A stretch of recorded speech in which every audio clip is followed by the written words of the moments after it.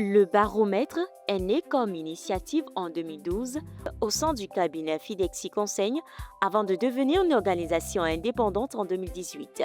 Enregistré officiellement en 2021, il s'est imposé en Afrique francophone comme un cadre institutionnel réunissant à la fois un institut de suivi et évaluation et une ONG. Sa mission: promouvoir la demande et l'utilisation de données fiables, accessibles et digitalisées pour éclairer les décisions publiques et accompagner le développement. Le but ultime, c'est d'améliorer le bien-être du sujet humain dans son environnement. Et pour une mission comme celle-là, on a pensé qu'il faut asseoir une organisation qui va travailler à investir dans du renforcement des capacités techniques, du renforcement des capacités institutionnelles et des capacités organisationnelles allant dans ce sens. Donc le baromètre, c'est véritablement une institution qui est engagée à faire la promotion de l'utilisation des données probantes relevant du conseil scientifique, relevant ou issues des évaluations de processus, des évaluations d'impact, des évaluations de performance.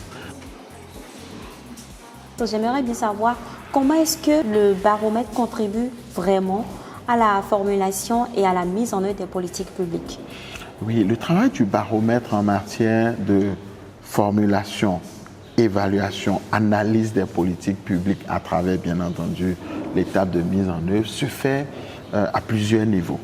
Le tout premier niveau, c'est qu'avant même la formulation d'une politique publique, il faut en apprécier l'opportunité. Donc nous accompagnons les organisations dans les études de diagnostic, dans les études d'analyse de situation. Et ça, c'est un travail que nous savons faire. Et on accompagne non seulement de grandes organisations internationales, mais aussi des organisations, des gouvernements dans les pays. Quand vous finissez de formuler les politiques publiques après un travail de diagnostic, arrive ensuite la phase de la décision de mettre en œuvre la politique publique. Et la mise en œuvre de la politique publique demande des capacités à pouvoir suivre ce qui est en train d'être fait afin qu'au bout d'un moment, l'on puisse évaluer. Et là, le baromètre accompagne aussi, notamment à travers le développement de ce que nous appelons les systèmes intégrés dynamiques de suivi et évaluation des politiques publiques, des programmes et des projets de développement. Et quand on aurait mis en œuvre une politique publique, que l'on dispose de données collectées durant le processus de mise en œuvre, qui sont les données de suivi, on évalue.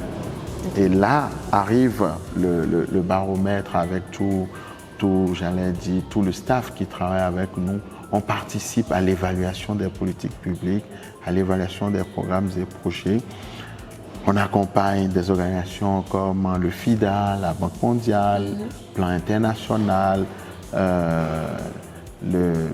l'IRD, l'Institut de recherche pour le développement, etc., en appuyant les opérations de collecte de données de grande qualité qui répondent aux normes et standards internationaux.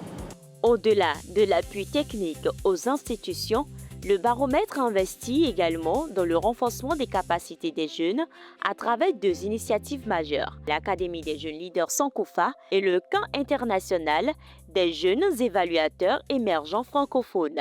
En tant que leader, j'ai choisi les données pour nourrir mon discours car je veux donner des informations au public et les données sont plus fiables que les leaders.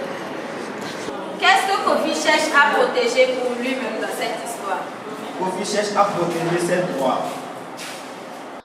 Par ailleurs, l'organisation délivre plusieurs certificats de qualification professionnelle CQP. Ces formations sont complétées par des webinaires spécialisés renforçant ici l'expertise et la diffusion des bonnes pratiques en matière d'évaluation. Nos défis, je pense, sont dans un premier temps de développer nos capacités à pouvoir absorber les exigences qui viennent à nous.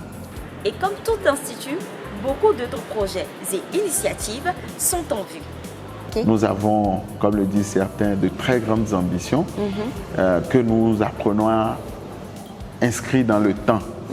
Parce que en matière de financement, nous n'avons pas suffisamment de financement, mais on travaille progressivement pour que cela s'améliore. Je voudrais inviter les organisations, aussi bien celles de la société civile au sens large, mais aussi les organisations gouvernementales, nos organisations régionales, de bien vouloir nous accompagner cette équipe du baromètre dans le travail que nous faisons.